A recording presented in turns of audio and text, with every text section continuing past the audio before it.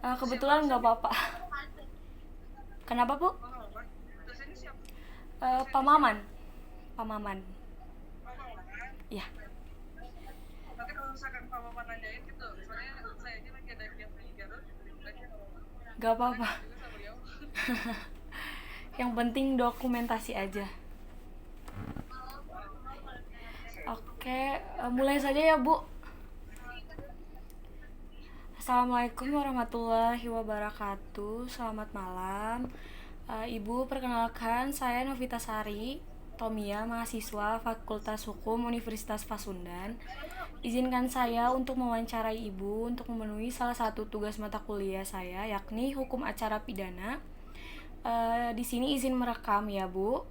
Saya di sini udah sedikit membuat pertanyaan tanpa berlama-lama ya, Bu. Mungkin kita mulai saja dengan pertanyaan yang pertama. Mohon izin Ibu untuk dapat memperkenalkan diri dan nama dari kantor firma hukum apa tempat Ibu bekerja sekarang, dengan posisi jabatan apa yang saat ini Ibu duduki. Boleh? Oke, yang pertama-tama, Assalamualaikum warahmatullahi wabarakatuh. Terima kasih kesempatannya untuk Novita Sari, mahasiswa Fakultas Pasundan, untuk bisa melakukan diskusi secara daring gitu ya, online, sorry, mohon maaf, karena ada satu hal lainnya gitu kan. Pertama-tama perkenalkan, nama saya Rizky Firensi, saya salah satu advokat di kantor RSH Law Firm. Nah, RSH Law Firm itu saya menjabat sebagai manajer partner, yaitu salah satu yang memanage beberapa asosiat sama partner di law firm itu sendiri, gitu kan. Nah, kantor saya itu ada di Jalan Pisan Jakarta nomor 105A, Geraha Mulia Sejahtera, Antapani, Kota Bandung. Seperti itu. Oke. Untuk pertanyaan yang kedua, apa yang melatar belakangi Ibu untuk memilih profesi advokat? Apakah ini dari cita-cita Ibu sendiri atau ada alasan lain gitu? Oke, pertama-tama saya berarti menceritakan terkait historis ya. Ya, boleh. Historisnya kenapa saya mengemban profesi advokat itu sendiri adalah yang pertama karena pada saat itu kan sedang ada rame-ramenya terkait PKPA ya, pendidikan khusus profesi advokat gitu kan. Nah, saya mencoba untuk ikut pendidikan tersebut gitu kan. Awalnya sih memang tertarik pada saat saya berada di LBH kampus, yaitu BBK FA Unpas kan. Nah, pada saat saya di BBK itu kan saya masih berstatus magang, yaitu paralegal gitu kan. Nah, paralegal ini memang tidak bisa beracara secara litigasi gitu kan, hanya bisa mendampingi advokat secara non litigasi, yaitu penanganan perkara di luar pengadilan seperti pendampingan di kepolisian, di kejaksaan gitu kan. Tapi pada saat persidangan, paralegal itu sendiri adalah yang asisten advokat gitu. Nah, kenapa saya pilih jadi advokat? Karena saya ingin terjun langsung nih, gak hanya sebagai asisten lawyer gitu kan, tapi saya ingin menangani perkara secara sendiri gitu, saya secara langsung lah ya, agar bisa membantu orang-orang. Oke. Karena awalnya kan dari KBA itu sendiri gitu kan, dari BPK. Oke. Pertanyaan ketiga, sejak mulai tahun berapa Ibu memulai berpraktik sebagai advokat?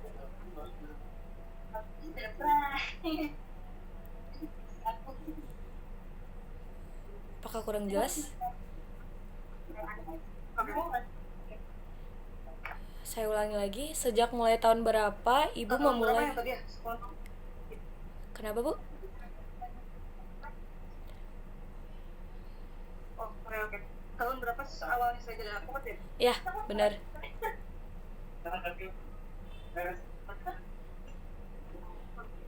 Nah, awal saya profesi sebagai advokat itu sejak tahun 2022. Saya advokat 2022 mendapatkan BAS dan KPK. BAS itu adalah berita acara sumpah di mana advokat itu bisa beracara di pengadilan. Nah, lalu adanya KTA, kartu tanda advokat di organisasi tertentu, yaitu organisasi saya kan sahabat Ipradi kan. Nah, jadi advokat itu harus mempunyai yang pertama lisensinya terkait BAS, berita acara sumpah, dan kartu tanda advokat kan. Nah, saya mendapatkan itu 2022, tapi sebelumnya pada tahun 2018 sampai dengan 2021 sebelum saya disumpah saya sudah menjadi paralegal. Oh iya. Dan hingga sekarang sebagai advokat. Oke, pertanyaan yang berikutnya. Jenis perkara apa yang sering Ibu tangani? Apakah perkara pidana atau perdata? Untuk penanganan perkara itu sendiri, saya kan tidak ada membatasi nih. Cuman memang untuk beberapa kali penanganan perkara, memang beberapa kali penanganan terkait pidana mungkin kebanyakan terkait gelap ya, timbul gelap dan juga ada surat keterangan palsu. Saksi yang memberikan surat keterangan palsu pada saat persidangan ataupun pada saat pemeriksaan seperti itu kan. Nah, kalau untuk penipuan dan penggelapan itu sendiri kan memang sudah marak ya, apalagi sekarang adanya terkait online gitu kan. Bisa saja sekarang penipuan dan penggelapan terjadi pada saat online gitu, tidak hanya secara offline, tidak secara harus bertemu gitu maksudnya tuh. Pelaku pun bisa secara online. Dan juga mungkin sekarang agak ITE mungkin ya yang lebih disorot karena adanya pencemaran nama baik. Iya. Yang memang sekarang jadi rame-ramenya lah, hal-hal kecil pun bisa jadi ke arah pidana. Oh iya. Oke. Jika kasus pidana, kasus terberat apa dan tersulit apa yang pernah Ibu tangani khusus pidana? Khusus pidana mungkin terkait, mohon maaf karena ada beberapa juga yang memang terkait pembuktiannya yang kurang agak sulit gitu ya, terkait adanya kasus yang dulu ditangani di BPK yaitu terkait pencabulan gitu kan, karena buktinya itu bukti sama-sama, bukti yang dilaporkan pada saat kejadian dan saat pelaporan itu rentan waktunya berbeda jauh gitu kan. Sedangkan kita mungkin mohon maaf penasihat hukum ya, jadi penasihat hukum dari keluarga terdakwa kan. Nah, sedangkan kita kan harus membela hak-haknya gitu kan.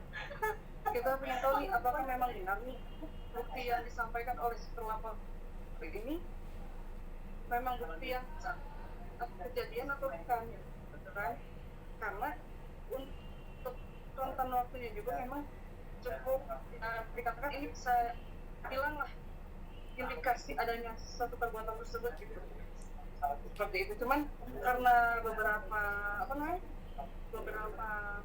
hal yang menjadi tolak ukur jaksa pada saat itu gitu kan, membuktikan hal yang lain. Contohnya kan karena kalau pembuktian dia hanya benda ya, barang itu sendiri kan, tapi adanya petunjuk dan saksi yang mengetahui kejadian tersebut, jadi ditambahlah sama saksi pembuktian lain. Oke. Dalam pengalaman Ibu menangani perkara pidana, pernahkah Ibu menghadapi situasi di mana klien tidak menyampaikan seluruh fakta dan Ibu menganggap adanya kejanggalan jika kemudian terbukti ada informasi yang ditutupi? Strategi atau pendekatan apa yang biasanya Ibu gunakan untuk membangun kepercayaan agar klien mau terbuka dan jujur? Nah, sebetulnya gini, kita pada saat penandatanganan kalau misalkan di pidana ya, kita kan membuat bukan surat kuasa tapi surat penunjukan penasihat hukum gitu kan, berbeda dengan di perdata. Kalau perdata kan surat kuasa ya. Nah, kita pada saat sebelum penandatanganan surat penunjukan penasihat hukum itu kita sampaikan kepada klien, Bapak, kita tidak membela perbuatan yang memang salah, tapi kita membela hak Bapak. Contoh lah misalkan seperti ini, Bapak belum pernah terpidana, kita sampaikan gitu kan. Jika memang ada hal-hal yang ganjil gitu kan terkait penanganan perkaranya, kita luruskan di hal seperti itu gitu kan. Nah, nanti kita sampaikan juga kepada klien bahwa Bapak, kita mau membantu Bapak atau Ibu gitu kan, tapi harus disampaikan secara real gitu kan, tidak ada yang ditutup-tutupi. Karena apa? Dikhawatirkannya menjadi bumerangnya nggak kepada kami, karena kan kami hanya mewakilkan terkait pembelaan terkait haknya saja gitu kan, tetapi bumerang kepada klien kami gitu. Kita mengkhawatirkannya seperti itu, makanya gitu kan. Nah, kalau misalkan ada hal yang pada kejadiannya ada yang tertutupi dan ada ditemukan, kita kan tidak bisa melewatkan. Maksudnya kalau misalkan fakta di persidangan dan pembuktian yang mendukung, ya kita sampaikan. Karena kalau misalkan klien pun jujur pun nanti akan menjadi penilaian suatu majelis. Sebagai Oh ya, lanjutin aja. Kita tidak membela terkait perbuatan yang salahnya ya, Oh tapi ya. kita membela hak-haknya. Contoh misalkan gini, kalau misalkan ada terdakwa yang memang divonis 5 tahun totalnya, otomatis kan harus dibela. Dengan adanya LBH itu juga kan, kalau misalkan di pengadilan ada pos vakum yang memang wajib, karena ada undang-undang yang mengatur bahwa terdakwa yang difonis 5 tahun di atas 5 tahun atau 5 tahun memang harus didampingi oleh penasihat hukum seperti itu. Oke. Sebagai pertanyaan penutup ya Bu, menurut Ibu kemampuan apa yang harus diasah sejak kuliah bagi calon advokat terutama di bidang pidana?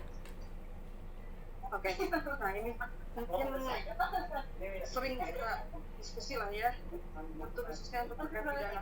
Karena pidana itu mahasiswa tuh ya orang yang ada di advokat jadi mengetahui bukan mengetahui pasal-pasal ya, tapi mengetahui unsur-unsurnya. Karena kebanyakan orang bilang gini, oh anak hukum pasti tahu pasal. Sebenarnya saya pun nggak terlalu hafal semua ya terkait pasal gitu kan. Akan tetapi kita mengetahui lah ini perbuatan apa terkait pasal ini apakah sesuai dengan unsur atau tidak.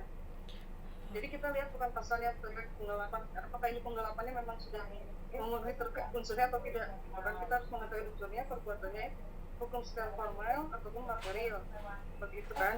Nah kita harus mengupdate wawasan kita dengan adanya peristiwa-peristiwa hukum yang terjadi. Contohnya dengan adanya berita, apalagi sekarang online ya, online pun pasti banyak yang update lah gitu kan. Nah sekarang online dan sebagainya, dan mungkin banyak diskusi juga kepada senior dan junior gitu kan, karena memang yang nggak hanya patokannya nggak hanya buku, tapi secara sering pun itu bisa jadi ilmu juga kan, seperti itu. Dan juga sering-sering lah ya, bukan sering sih, maksudnya kita harus pahami alur penanganan perkara itu seperti apa gitu. Kalau misalkan menjadi lawyer jangan sampai salah, penanganan perkara perdata sama pidana itu berbeda hukum acaranya gitu kan. Pembuktiannya yang memang menentukan itu kalau misalkan pidana dan perdata itu seperti apa, karena berbeda. Kalau perdata kan surat menyurat gitu kan, tapi kalau pada saat pidana saksi pun itu lebih menguatkan dibanding surat menyurat seperti itu. Dan tahapan upaya hukum setelah putusan pertama kan ada banding, kasasi gitu kan. Nah adanya PK itu harus ada apa? Harus ada novum. Novum kan apa? Novum adalah bukti baru lah pada saat penanganan perkara. Makanya ada PK karena adanya apa? Adanya novum seperti itu. Jadi harus mengetahui alur-alurnya aja. Oke, terima kasih Bu atas waktunya yang diberikan kepada saya. Maaf udah mengambil waktunya sedikit. Novita. Iya, Novita. Wabillahi taufiq wal hidayah. Ya. Kenapa, Bu? Kenapa? Ya, mohon maaf tadinya kan kita mau offline. Oh iya. Dan lain-lain, jadi harus secara itu. Ibu izin dokumentasi ya.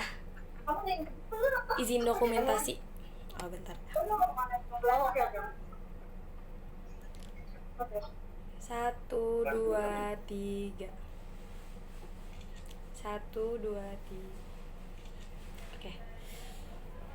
Terima kasih ya Bu atas waktunya. Saya izin pamit undur diri. Assalamualaikum warahmatullahi wabarakatuh. Terima kasih ya Bu. Waalaikumsalam warahmatullahi wabarakatuh. Ya, sama-sama ya. Sudah selesai.